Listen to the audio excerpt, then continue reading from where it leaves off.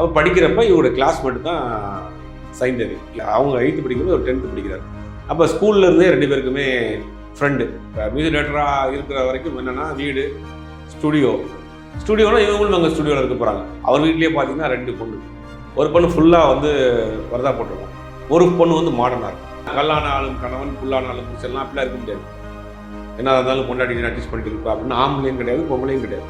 இவரால் தான் அவங்க ஆனாங்க, இவங்களால தான் அவரானாங்க, அவர் அந்த பொண்ணால தான் இவர் டைவர்ஸ் பண்ணாங்க, இல்லை இந்த பையனால தான் இவங்க டைவர்ஸ் பண்ணாங்கன்னு தேவையில்லாத ஒரு மன உளைச்சல் ஆளாக்கப்படாது. பைக் வாங்கிட முடியுதா, நினைச்ச கார் வாங்கிட முடியுதா, நினைச்ச படிக்க முடியுதா, நம்ம நினைச்ச வேலைக்கு போயிட முடியுதா, எல்லாமே நம்ம வந்து வாழ்க்கையை தியாகம் தான் வாழ்ந்துட்டு. Begin cinema YouTube channel viewers எல்லாருக்குமே வணக்கம். இன்னைக்கு சினிமா சம்பந்தப்பட்ட கேள்விகளுக்கு விளக்கம் அளிப்பதற்காக நம்மளோடு இருந்திருக்கிறார் பத்திரிகையாளர் திரு சுபைர் அவர்கள். வணக்கம் சார். வணக்கம் சார். சமீப காலமாக தமிழ் இண்டஸ்ட்ரியில் டைவர்ஸ்ன்ற ஒரு விஷயம் அதிகப்படியாக இருந்துட்டு வருது. அந்த வகையில் ஜிவி பிரகாஷ் அவர்களும் சைந்தவி அவர்களும் வந்து இப்போ ரீசெண்டாக டிவோர்ஸ் பண்ணுறதா சொல்லியிருக்காங்க.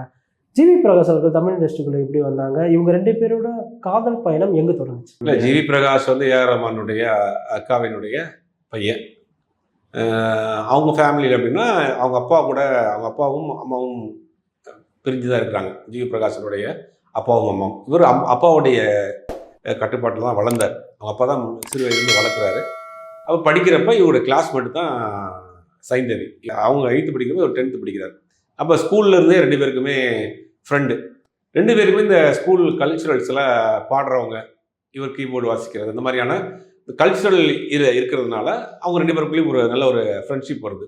அந்த ஃப்ரெண்ட்ஷிப் என்ன ஆகுதுன்னா, அவர் மியூசிக் டைரக்டர் ஆகிறப்ப ஒரு வயசு வர்றப்போ அவங்க 2 பேரும் திருமணம் பண்ணிக்கிறாங்க. அப்போ இவர் சிங்கராகவும் இருக்கிறாங்க, இவர் மியூசிக் டைரக்டராக இருக்கார். இப்படி தான் அவங்களுடைய கேரியர் போகுது. ஒரு பெண் குழந்தை கல்யாணம் பண்ணாங்க, ஒரு பெண் குழந்தை இருக்குது. இப்படி ஸ்மூத்தாக போயிட்டு இருந்த லைஃப்பில் தான் சமீபத்தில் ஒரு திடீர்னு ஒரு பரபரப்பு ஏற்பட்டுச்சு. அது பார்த்தா ஒரு டிவோர்ஸுங்கிற மாதிரி ஒரு 2 பேருமே கொடுத்துருக்குறாங்க. அதுக்கு பிறகு ஜிவியே கூட எங்களுடைய பர்சனல் லைஃப் பற்றி யாரும் டிஸ்கஸ் பண்ணாதீங்க, இது எங்களுடைய இதில் நீங்கள் உள்ளே வராதிங்கன்னாரு. அது நியாயமான ஒரு கோரிக்கை, ஏற்றுக்கொள்ள வேண்டிய விஷயம்தான். அது நமக்கு தேவையும் இல்லை, அது அவங்களுடைய பர்சனல். இப்போ இந்த மாதிரி செலிப்ரிட்டிஸ் தொடர்ந்து டிவோர்ஸ் ஆகிறதுக்கு காரணம் அப்படின்னா எல்லாருக்குமே இந்த கல்யாணமாகி ஒரு 10-11 வருஷத்தில் ஒரு ஒரு சலிப்பு, ஒரு வெறுப்பு வரும். அது காமனாக ஒரு மிடில் கிளாஸ் ஃபேமிலியாக இருக்கிறப்ப அது என்னன்னா அப்படியே அட்ஜஸ்ட் பண்ணி சொந்த பந்தங்கள் கூப்பிட்டு பேசி காம்ப்ரமைஸ் பண்ணிடுவாங்க. இது செலிப்ரிட்டியாக இருக்கிறப்ப அவங்களும் பிஸியாக இருப்பாங்க, இவங்களும் பிஸியாக இருப்பாங்க. அது அப்படியே ஒரு பெரிய கேப்பாக விழுந்துடும். இதுதான் அந்த டைவர்ஸ்க்கு உண்டான காரணம். இவங்களுடைய காரணம் என்னங்கிறது நமக்கு தெரியல. அவங்க 2 பேருக்கு மட்டும் தான் தெரியும். அது அவங்களுடைய பர்சனல் மேட்ரு. ஒரு குழந்தை இருக்குது. நம்மளை மாதிரி ஆட்கள்லாம் சேர்ந்து அவங்க இருக்கணுங்கிறது தான் ஆசை. ஏன்னா குழந்தைக்காகவாது இருக்கணும். இது வரைக்கும் அவர் மியூசிக் டைரக்டராக இருந்தார், அப்புறம் வந்து ஆக்டர் ஆனார், எல்லாருக்கும் தெரியும். இது வரைக்கும் இந்த சினிமா கேரியரில் அவரை பற்றி எந்த விதமான கிசுகிசுவோ தப்பான செய்திகளோ ஜிவியை பற்றி கிடையாது. சொல்லப்போனால் மாறா அவர் வந்து சமுதாயத்தில் நடக்கக்கூடிய பல பிரச்சனைகளுக்கு, ஜல்லிக்கட்டாக இருக்கட்டும், அனிதாவினுடைய மரணமாக இருக்கட்டும், பல்வேறு பிரச்சனைகளுக்கு, சமூக பிரச்சனைகளுக்கு குரல் கொடுத்துருக்கிறாரு, ஹெல்ப் பண்ணியிருக்கிறாரு, நிறையா பேருக்கு வந்து ஹெல்ப் பண்ணியிருக்கிறாரு. அந்த மாதிரியான ஆள். எனக்கு பர்சனலாக சில விஷயங்கள் தெரிஞ்சதுனால ரொம்ப ஒரு சாஃப்டான ஒரு ஓப்பன் மைண்ட் உள்ள ஒரு நபர். அவர் வீடு, அவர் ஸ்டுடியோ அப்படின்ற மாதிரி அந்த மாதிரி ஒரு சின்ன சர்க்கிள்குள்ளே இருக்கக்கூடியவர். எந்த இதுவும் கிடையாது, வந்தாவும் கிடையாது. யார்கிட்டையும் ஈஸியாக போகலாம், பேசலாம். அதனால நிறையா புதுமுக இயக்குநர்கள் அவர்கிட்ட அப்ரோச் பண்ணுறது ஈஸியாக இருக்கும். அப்படி ஒரு கிளியர் ஹேண்டாக இருந்தவருடைய லைஃப்பில் தான் இந்த மாதிரியான ஒரு விஷயம் நடந்திருக்கு. அப்படிங்கிறது தான் இண்டஸ்ட்ரியில் இருக்க எல்லாருக்குமே பயங்கர ஷாக். ஏன்னா ஜிவி பற்றி யாருனே கிசு இருக்குது, அங்கே இருக்காரு, அங்கே சுற்றுறாரு, இங்கே சுற்றுறாரு, அப்படி இப்படின்ற மாதிரியான ஒரு தகவல் வந்தால் கூட ஆனால் கூட பரவாயில்ல. இப்படி யாருமே எதிர்பார்க்காத இடத்துலேருந்து ஒன்று வந்தோடனே எல்லாருமே ஆச்சரியமாக பார்க்குறாங்க. சமூக வலைத்தளங்கள் என்ன பேசிக்கிறாங்க அப்படின்னா, ஜிவி பிரகாஷ் அவர்கள் ஆக்டர் ஆனதுக்கு அப்புறம் தான் அவங்களுக்குள்ள இந்த பிரிவு வந்துச்சு அப்படின்னு சொல்றாங்க சார். இல்லை, ஆக்டர் ஆன பிறகு ஒரு பிஸி ஆகிட்டார். இப்போ மியூசிக் டைரக்டராக இருக்கிற வரைக்கும் என்னென்னா வீடு, ஸ்டுடியோனா இவங்களும் அங்கே ஸ்டுடியோவில் இருக்க போகிறாங்க. அதனால வந்து அவங்களுக்கு டைம் ஸ்பெண்ட் பண்ணுறதுக்கு ஈஸியாக இருக்கும். இந்த ஆக்டர் ஆன பிறகு என்னென்னா கொஞ்சம் பிஸி ஆயிடுவாங்க.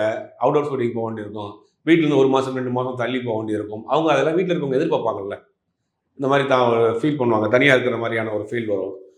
அதுவும் கூட ஒரு காரணமாக இருக்கலாம். அதுவே காரணமாக இருக்காது, அதுவும் ஒரு காரணமாக இருக்கலாம். ஏஆர் ரஹ்மான் இதை பற்றி எதுவும் பேசலைங்களா அவங்ககிட்ட? இல்லை, ஏஆர் ரஹ்மான் பொறுத்த வரைக்கும் எப்பயுமே வந்து ஒவ்வொரு மனிதனுடைய தனிப்பட்ட உரிமைகளுக்கு மதிப்பு கொடுக்குறது. அவர் வீட்லேயே பார்த்தீங்கன்னா 2 பொண்ணு. ஒரு பொண்ணு ஃபுல்லாக வந்து பரதா போட்டிருக்கோம், ஒரு பொண்ணு வந்து மாடர்னாக இருக்கும். அது அவங்களுடைய டிசிஷன். ஒரு பொண்ணு மாடர்னாக இருக்குன்னு ஆசைப்படுது, நீ இருந்து கண்டார்.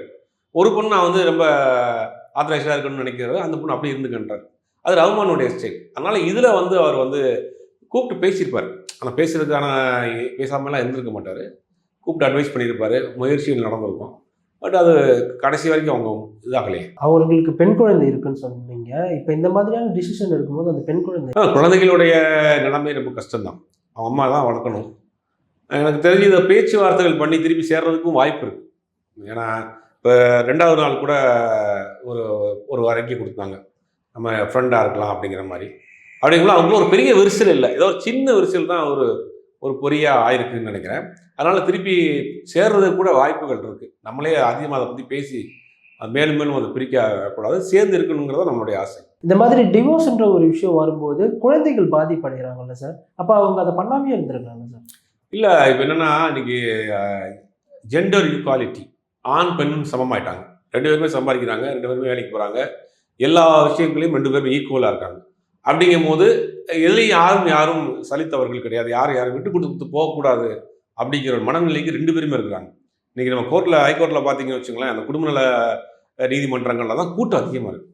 அதில் பெரும்பாலும் காதல் திருமணங்கள் தான் அதிகமாக இருக்குது. ஏன்னா அப்படின்னா காதலிக்கிறப்ப என்ன பண்ணுறாங்க அப்படின்னா, இவன்ட்டு இருக்க ப்ளஸ்ஸை மறைச்சிருவான், மைனஸை, அவன்கிட்ட இருக்க மைனஸையும் மறைச்சிருவான், இருக்கிற ப்ளஸ்ஸை மட்டும் சொல்லுவான். அவன் மைனஸாக இருந்தால் கூட அதை வந்து ப்ளஸ்ன்னு சொல்லி கொண்டாடுவான்.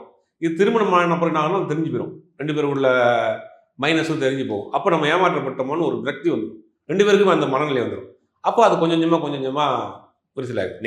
இன்னைக்கு அரேஞ்சு மேரேஜுமே என்ன ஆகுதுன்னா, நிச்சயதார்த்தம்னு பண்ணிட்டு ஒரு 3-4 மாதம் ஒரு கேப் இருக்கிறப்ப அவங்க நம்பர் வாங்கிக்கிறாங்க, பேசிக்கிறாங்க. சில கல்யாணங்களில் அப்படி நின்று போகுது, அதுலேயே கூட நின்று போயிடுது. அது மாதிரி இன்னைக்கு வந்து கலாச்சாரம் மாறி போச்சு. கல்லான ஆளும் கணவன், புல்லான ஆளும் புருஷன்லாம் அப்படிலாம் இருக்க முடியாது. என்ன இருந்தாலும் பொண்டாட்டி அட்ஜஸ்ட் பண்ணிட்டு இருப்பா அப்படின்னு ஆம்பளையும் கிடையாது, பொம்பளையும் கிடையாது. எல்லாரும் இன்னைக்கு ஈக்குவல், எல்லாரும் இன்னைக்கு சமமாக இருக்கிறாங்க. அப்படிங்கும் போது என்னுடைய உணர்வுகள், என்னோட இதுக்கு நீ மதிப்பு கொடுக்கணும் அப்படிங்கிற போது அங்கே ஒரு சிக்கல் வரும். அது வந்து டைவர்ஸ் வரைக்கும் இப்படி போய் நிற்கிறது. அதுக்கு பாதிக்கப்படுறது யாருன்னா அங்கே இருக்கக்கூடிய குழந்தைகள்.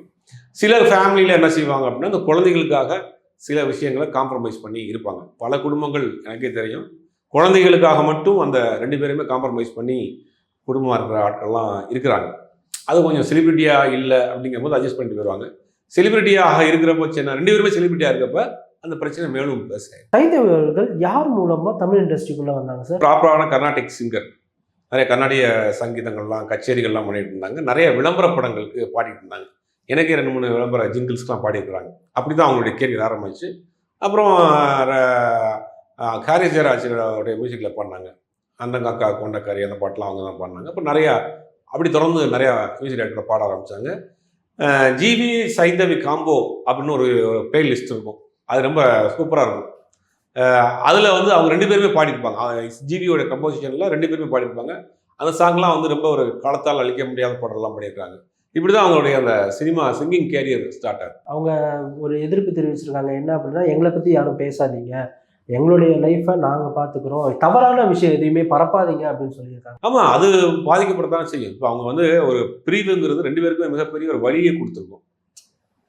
அதுவும் சிறு வயதுலேருந்து அவங்க வந்து ஒன்றா பழகி நண்பர்களாக இருந்து காதலராகி அப்புறம் கணவன் மனைவியாகி ஒரு குழந்தை பிறந்து நல்ல விஷயம் கெட்ட விஷயம் 2ஐயும் பார்த்து இன்றைக்கி இருக்கிறப்ப அது ஒரு பெரிய விரிசல் வர்றப்போ ஒரு 2 பேருக்கே ஒரு வேதனை இருக்குல்ல, ஒரு வழி இருக்குல்ல. அதில் நீங்கள் போகிற போக்கில் இவரால் தான் அவங்க காணாங்க, இவங்களால தான் அவரானாங்க, அவர் அந்த பொண்ணால் தான் இவர் டைவர்ஸ் பண்ணாங்க, இல்லை இந்த பையனால தான் இவங்க டைவர்ஸ் பண்ணாங்கன்ற தேவையில்லாத ஒரு மன உளைச்சல் ஆளாக்கிடக்கூடாதுல்ல. அதுக்கு தயவு செய்து பேசாதீங்க அப்படிங்கிறாங்க. ஜிவி பிரகாஷ் அவர்கள் 2வது திருமணம் பண்ண வாய்ப்பு இருக்கா சார்? இல்லை, இப்போதைக்கு எந்த செய்திகளும் வரல. எனக்கு தெரிஞ்ச ஒரு மிகப்பெரிய ஒரு வருத்தத்தில் இருக்கிறதுக்கு வாய்ப்பு இருக்குது. ஏன்னா 2 பேருமே வருத்தத்தில் இருப்பாங்க. ஏன்னா ஒரு சிறு வயதுலேருந்து பழகி வந்த ஒரு காதல் இன்னைக்கு விலகி நிற்குதுங்கும்போது ஒரு வருத்தம் இருக்கும். ஃப்யூச்சரில் என்ன முடிவு எடுக்க போகிறாங்கன்னு தெரியல. சமீபத்தில் சமூக வலைத்தளங்களில் பரவிக்கிட்டு இருக்கிற ஒரு விஷயம் அப்படின்னா, மயக்கம் என்ன படத்தில் நடித்த பெரும் புள்ளிகள் எல்லாருக்குமே வந்து டிவோர்ஸ் ஆகிடுச்சு அப்படின்னு சொல்லியிருக்காங்க. யாருன்னா செல்வராகவனாக இருக்கட்டும், தனுஷா இருக்கட்டும், இப்போ ஜிவி பிரகாஷ். ஸோ இதை பற்றி நீங்கள் சொல்லிடுங்க. மயக்கம் என்ன படம் வந்து கிட்டத்தட்ட 10 வருஷம் ஆச்சு. அதுக்கு பிறகு வாழ்ந்துட்டு தான் இருந்தாங்க. அதுக்கு பிறகு வந்து தனுஷ் ஃபேமிலியோட தான் இருந்தார், சைந்தேவி ஃபேமிலியோட இருந்தாங்க. மயக்கம் என்ன பண்ணுற டைம்லேயே செல்வராகவன் இன்னொரு மேரேஜ் பண்ணிட்டார். அப்படிங்கும்போது அதுக்கும் இதுக்கும் சம்பந்தம் நிறைய கதை சொல்கிறாங்க.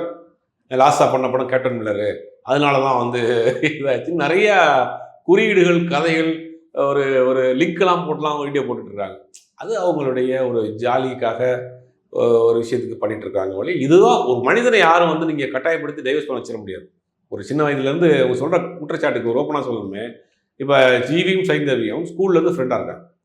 அப்புறம் லவர் ஆகிறாங்க, அப்புறம் கணவன் மனைவி ஆகிறாங்க, நல்லது கெட்டது ஃபேமிலி இவங்க எல்லாத்தையும் ஒன்றும் அட்டாச் பண்ணுறாங்க. ஒரு தேர்ட் பர்சன் ஒருத்தர் உள்ளே வந்து அந்த குடும்பத்தை வந்து ஒரே நாளில் வந்து பிரித்து வச்சிட முடியுமா? சரி, அப்படி பிரித்து வைக்க ஒரு ஆள் இன்னொருத்தர் யாரோ உள்ள வந்து சேர்த்து வைக்கலாம்ல, ஏன் நடக்க மாட்டேங்குது அப்படின்னா அவங்களுக்குள்ள பர்சனலாக ஏதாவது பிரச்சனை இருக்குது. ஒரு மனிதன் வந்து ஒரு மனிதனை வாழ வச்சிட முடியாது, ஒரு மனிதன் ஒரு மனிதனை அழிச்சிடவும் முடியாது. சும்மா அது போகிற போக்கில் இவங்க நிறையா கதைகள் சொல்லிட்டு இருக்காங்க. இப்போ இந்த மாதிரியான விஷயங்கள் அவங்களுடைய கரியருக்கு எதனா பாதிப்பு ஏற்படுத்தும்? இல்லை, கெரியருக்கு எதுவும் பாதிப்பு இருக்காது.